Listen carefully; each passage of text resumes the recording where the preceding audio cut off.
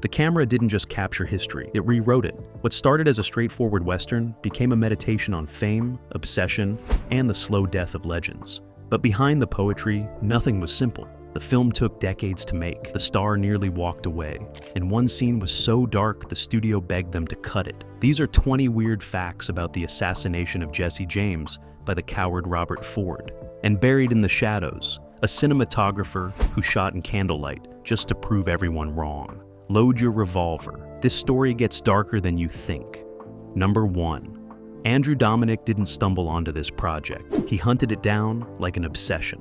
In 1999, fresh off his debut film, Chopper, the Australian director walked into a Los Angeles bookstore and picked up Ron Hansen's novel. He read it in one sitting, alone in a hotel room, and by morning, he knew he had to make it. But knowing and doing are different things entirely. The rights were already owned, tied up in development hell with another studio, another director, another vision that would never materialize.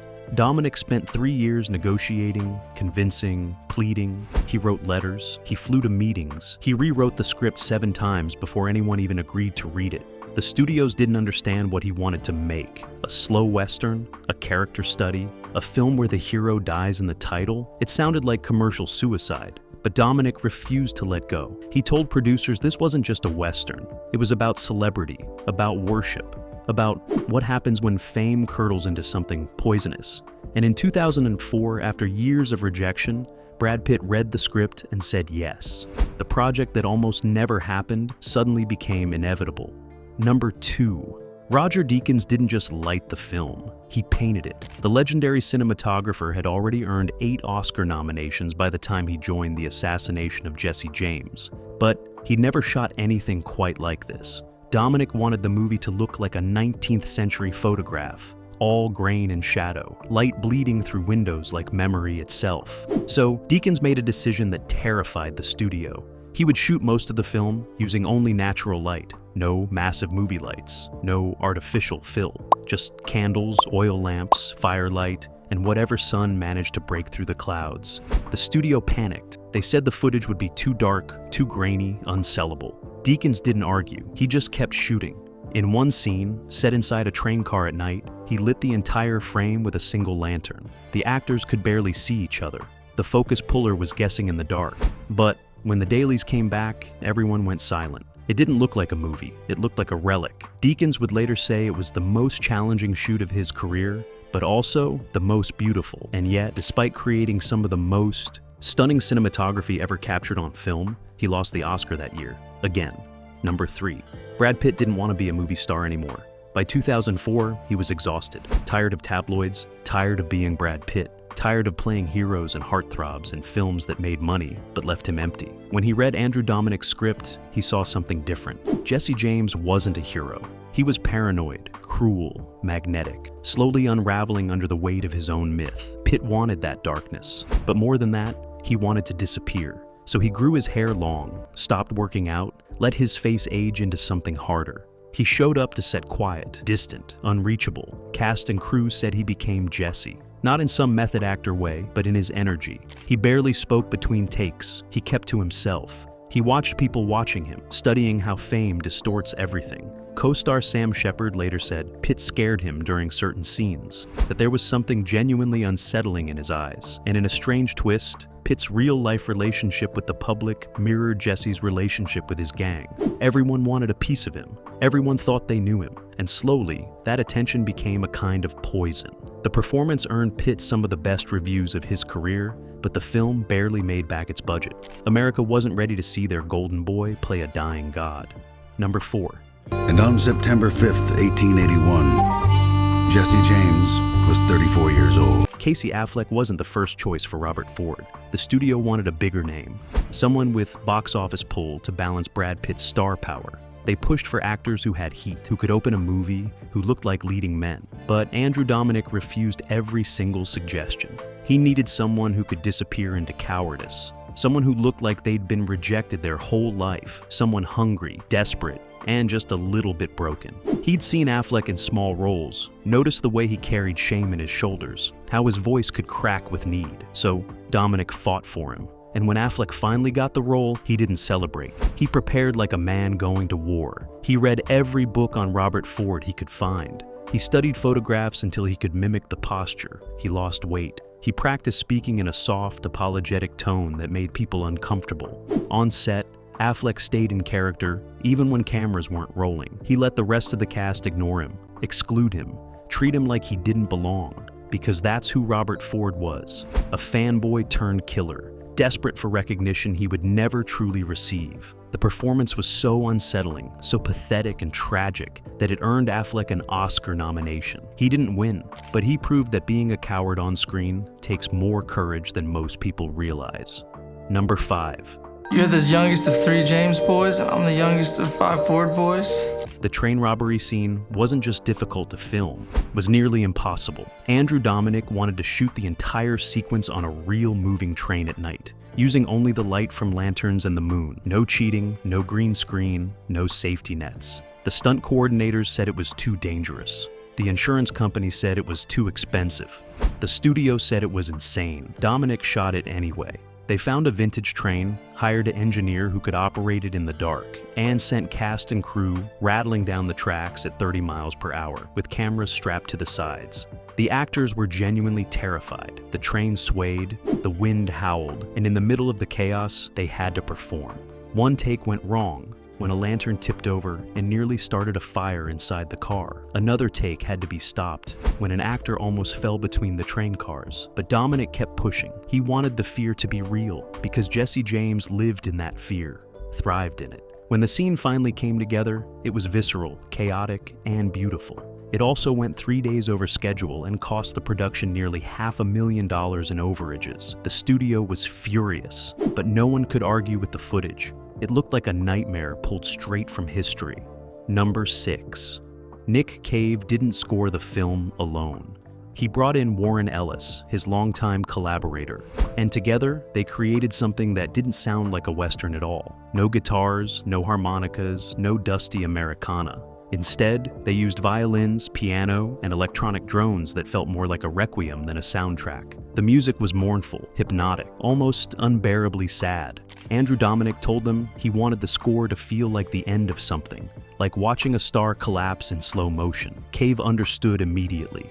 He'd been obsessed with outlaws and American mythology his whole career, writing songs about murder ballads and doomed men. So he and Ellis locked themselves in a studio and composed for weeks, crafting themes that didn't push the emotion but floated underneath it, patient and devastating. When Dominik first heard the main theme, he didn't speak for several minutes. He just sat there, listening, letting it wash over him. Later, he said it was the sound of melancholy perfected. The score became so integral to the film's identity that many scenes were re-edited to match the music's rhythm. And when the film was finally released, critics called it one of the most haunting scores of the decade. Cave and Ellis were never nominated for an Oscar, but their work lived on, used in trailers, documentaries, and moments when filmmakers needed to capture the sound of beautiful, inevitable doom. Number 7. The film was supposed to be 2 hours long, but when Andrew Dominik delivered his first cut to Warner Brothers, it was nearly 4. The studio executives sat through it in stunned silence. Then they panicked. A 4-hour Western starring Brad Pitt as a villain, shot in darkness, with no clear heroes and a title that spoils the ending. It was a marketing nightmare. They demanded cuts. Entire subplots were removed. Character arcs were trimmed. Scenes that Dominik had fought for, that Roger Deakins had sweated over, vanished into the editing room floor. Dominik resisted every change. He argued that the film needed time to breathe, that Jesse's death only mattered if you felt the weight of his life first. But the studio wouldn't budge. They brought in additional editors. They tested shorter versions with audiences who didn't understand what they were watching. And slowly, painfully, the film was carved down to 160 minutes. Even that felt too long to the studio. They buried the release, dumping it in limited theaters with almost no promotion. Dominik was heartbroken. He'd spent years making something he believed was a masterpiece, only to watch it get dismantled by people who didn't understand it. The film bombed. It made less than $4 million domestically, but over time, something strange happened. Critics revisited it, audiences discovered it, and the director's cut, the longer version Dominik always wanted, started circulating in whispers. Today, many consider it one of the greatest Westerns ever made. The studio just never gave it a chance. But number 8. Sam Rockwell almost wasn't in the film. The role of Charlie Ford, Robert's older brother, was written specifically for him after Dominic saw him in Confessions of a Dangerous Mind.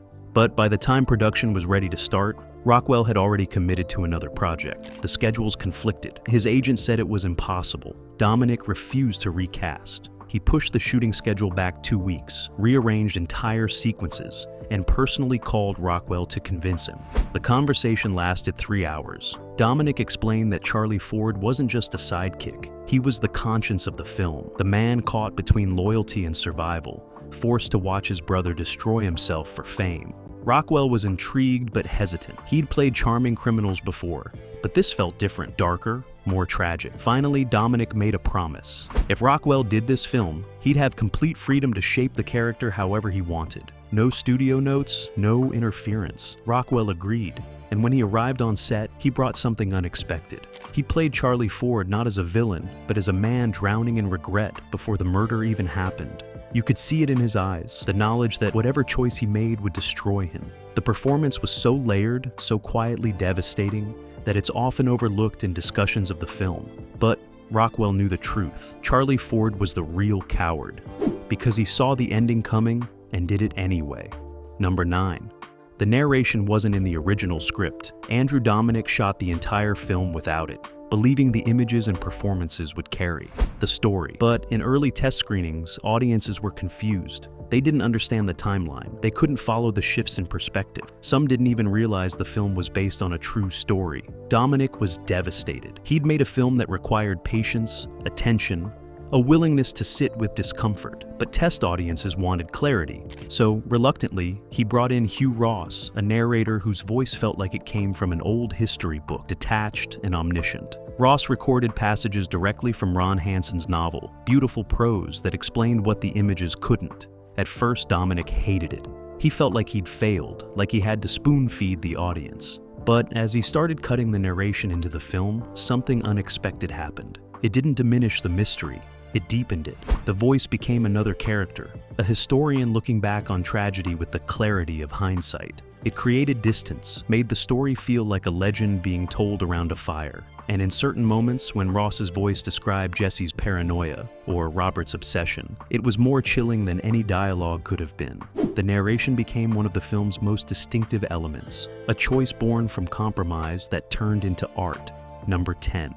They shot the assassination scene on the exact date it happened, April 3rd. Andrew Dominic was obsessed with authenticity, and he believed that shooting on the anniversary would bring something intangible to the performance. The cast thought it was superstition. The crew thought it was just another eccentric director decision. But when the day arrived, something shifted. The set was quiet. Even the grips and electricians felt it. They were recreating the moment a legend died, and everyone knew it mattered. Casey Affleck stood behind Brad Pitt, holding a real pistol loaded with blanks, his hands shaking. Pitt stood on a chair, adjusting a picture frame, his back turned. Dominic didn't say action, he just nodded, and Affleck pulled the trigger. The sound shattered the silence. Pitt fell, and for a moment, no one moved. It wasn't acting anymore, it was ritual. They shot the scene 11 times, and each take felt heavier than the last. By the end, Affleck was crying. Pitt was exhausted, and Dominic had what he needed. A death that felt both inevitable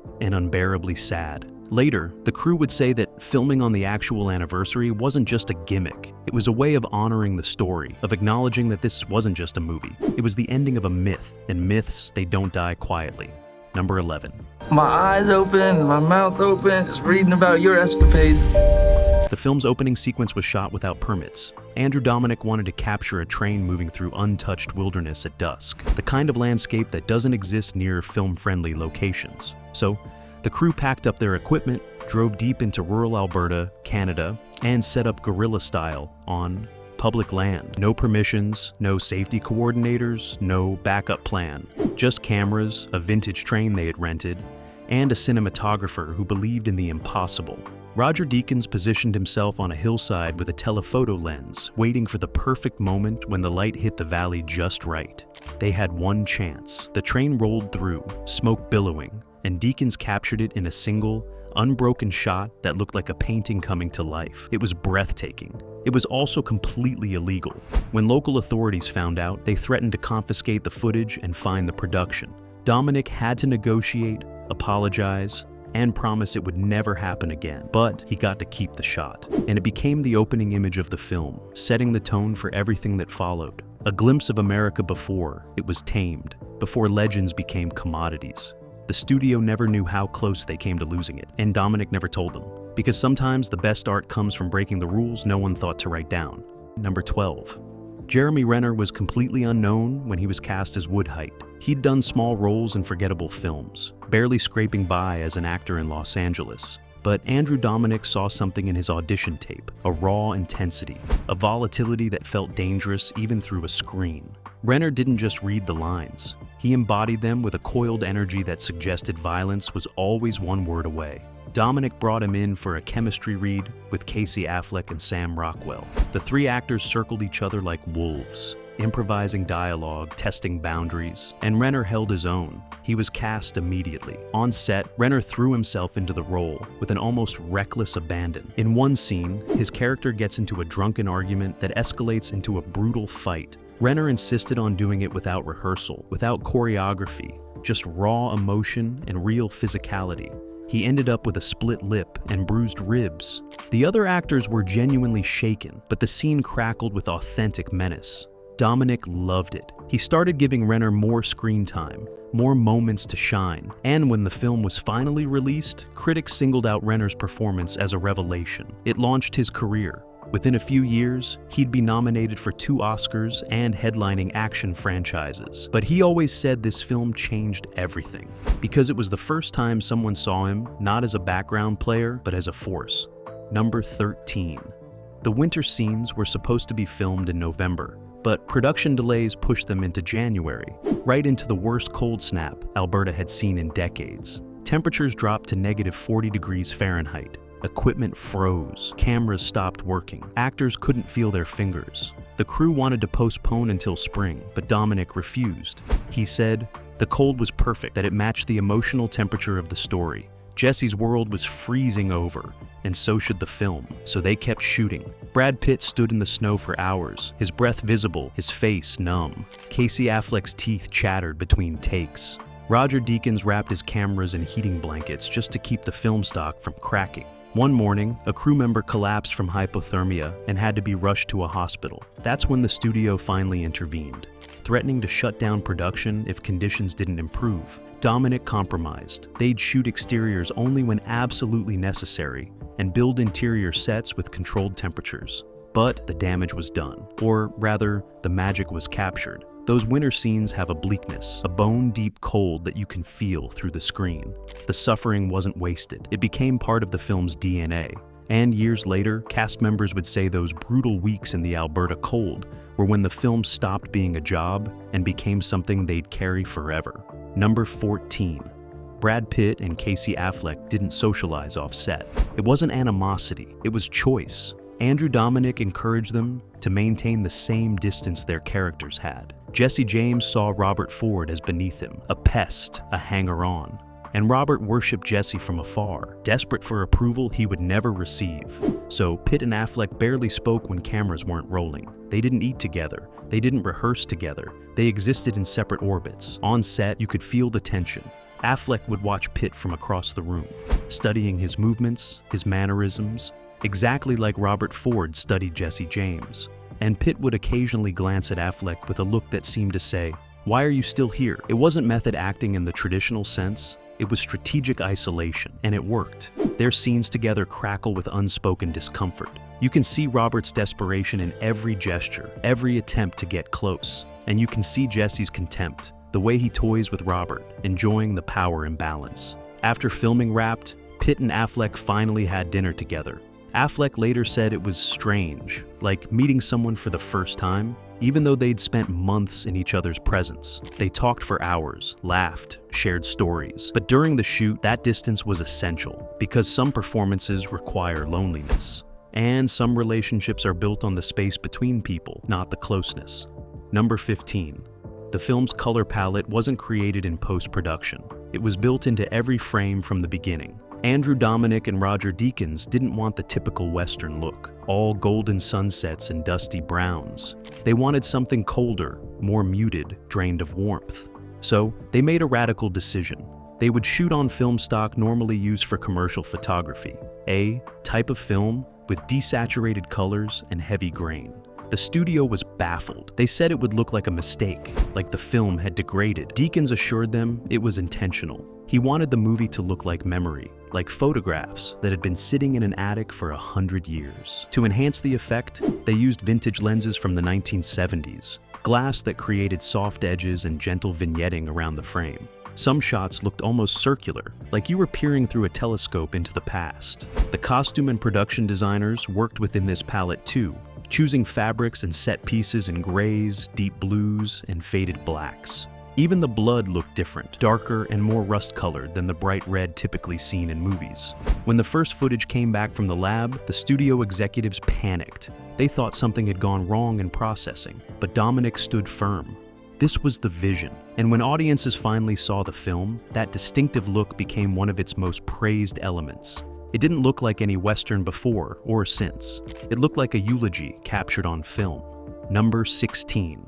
Paul Schneider, who played Dick Little, brought his own darkness to the role. The character was a member of Jesse's gang, paranoid and guilt-ridden, slowly cracking under the pressure of betrayal. Schneider researched the real Dick Little and discovered he'd been haunted by his crimes for the rest of his life, dying young and broken. So, Schneider decided to play him as a man already dead, just waiting for his body to catch up. On set, he was intense, unsettling. Between takes, he'd sit alone, muttering to himself, staying in that headspace of fear and regret. Some crew members found it off-putting, but Dominik encouraged it. He wanted the gang to feel fractured, filled with men who knew they were living on borrowed time. In one particularly powerful scene, Little confesses his sins to a lawman, and Schneider's performance is so raw, so stripped of vanity, that it's almost painful to watch. He doesn't cry dramatically, he just empties out. The scene was shot in one take because Schneider said he couldn't go there again.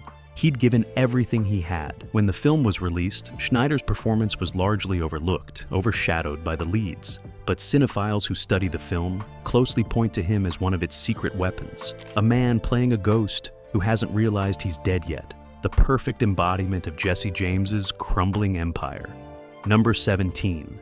The film was nearly shut down 3 times during production. The first crisis came when the budget spiraled out of control. Dominik's perfectionism and the brutal weather conditions pushed costs far beyond the original estimates. Warner Brothers threatened to pull the plug unless the production got back on track. Dominik had to cut scenes, combine shooting days, and promise he'd bring it in on budget. He didn't. The second shutdown scare happened when Brad Pitt injured his Achilles tendon during a stunt sequence. He tried to hide it, limping off camera and icing it between takes, but eventually he couldn't walk without visible pain.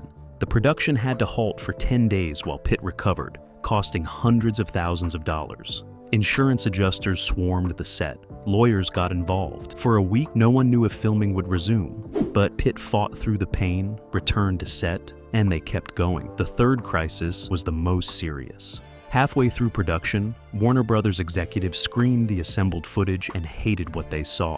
Too slow, too dark, too uncommercial. They wanted to replace Dominik with a more conventional director who could salvage the project. Brad Pitt threatened to walk if they fired Dominik. He used every ounce of his star power to protect the director's vision. Number 18.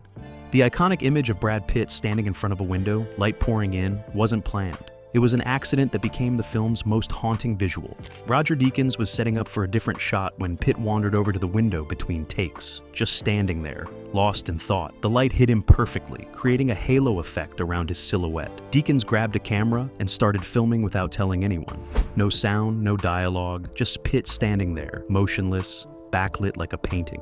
When Dominik saw the footage, he was transfixed. He didn't know where it would fit in the film, but he knew it belonged somewhere. In the editing room, months later, they found the perfect spot. A moment of quiet before the storm. Jesse James alone with his thoughts, bathed in light that makes him look almost holy. It's on screen for maybe 15 seconds, but it's become one of the film's most iconic images, used in posters, essays, and retrospectives. Deakins would later say it was one of his favorite shots of his entire career, and it happened because he was paying attention when he wasn't supposed to be working. Sometimes the best moments in cinema aren't scripted or storyboarded, they're stolen. And this one captured something essential about Jesse James that all the dialogue and action couldn't touch. A man standing between light and darkness, not quite belonging to either. Number 19. The film premiered at the Venice Film Festival in 2007 to a standing ovation that lasted nearly 10 minutes. Critics called it a masterpiece. Andrew Dominik wept. Roger Deakins smiled quietly, knowing they'd created something special. Brad Pitt looked relieved that the world finally understood what they'd been trying to do. For one perfect night, everything felt worth it. All the delays, the budget overruns, the fights with the studio, the frozen fingers and 18-hour days. It all made sense. And then the film opened in America and bombed spectacularly. Warner Brothers barely promoted it. They dumped it in limited release with almost no advertising. Audiences stayed away. The ones who did show up were confused by the pacing, frustrated by the lack of traditional Western action. Within 3 weeks, it had disappeared from most theaters. The total domestic box office was $3.9 million against a budget of $30 million. It was a disaster. Dominik was devastated. He'd made the film exactly as he'd envisioned, and the market had rejected it completely. But something strange happened over the next few years. The film found its audience slowly, through word of mouth, through critics' year-end lists, through DVD sales and streaming. Film students studied it, cinematographers worshipped it, and gradually, its reputation grew until it became widely regarded as one of the best films of the 2000s. The box office failure didn't matter anymore. The standing ovation in Venice, that was real, and it never stopped. Number 20.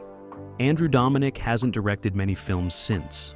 After the assassination of Jesse James, he made Killing Them Softly in 2012, and a documentary about Nick Cave. Then long silences between projects, years of development that went nowhere. Some say he's too uncompromising, too difficult for studios to work with. Others say he's just waiting for the right story, refusing to make something he doesn't believe in completely. But those who worked with him on Jesse James say something else. They say he gave everything to that film, every ounce of his vision, his patience, his obsession. And when it failed commercially, something broke in him, not his talent, his willingness to fight those battles again. Dominik has said in interviews that he's at peace with the film's legacy, that he's proud of what they made, regardless of how it was initially received. But you can hear something in his voice when he talks about it. A kind of melancholy, the knowledge that he caught lightning in a bottle once, and lightning doesn't strike the same place twice. The film cost him years of his life, his relationship with the studio system, maybe a piece of his soul, but in return, he made something that will outlive all of them. Bonus fact: the gun Robert Ford used to kill Jesse James, the actual historical weapon, still exists. It's in a museum in Missouri. When Casey Affleck learned this, he requested to hold it just once before filming the assassination scene. The production arranged a private viewing. Affleck stood in a quiet room, holding the gun that ended a legend, feeling its weight. He didn't say anything for a long time. He just held it, this object that changed American mythology forever. Then he handed it back and walked out. On the day they filmed the scene, Affleck asked for the prop gun to be the exact same weight as the real one. The armorer matched it perfectly. So when Affleck raised that pistol behind Brad Pitt's head, he was holding the same weight Robert Ford held on April 3rd, 1882. History, compressed into a few ounces of metal. And when he pulled the trigger, ending the myth of Jesse James one more time, he understood something the real Robert Ford probably never did. That killing a legend doesn't make you one. It just makes you the man who pulled the trigger, forever defined by someone else's death, forever the coward, and that weight that's heavier than any gun.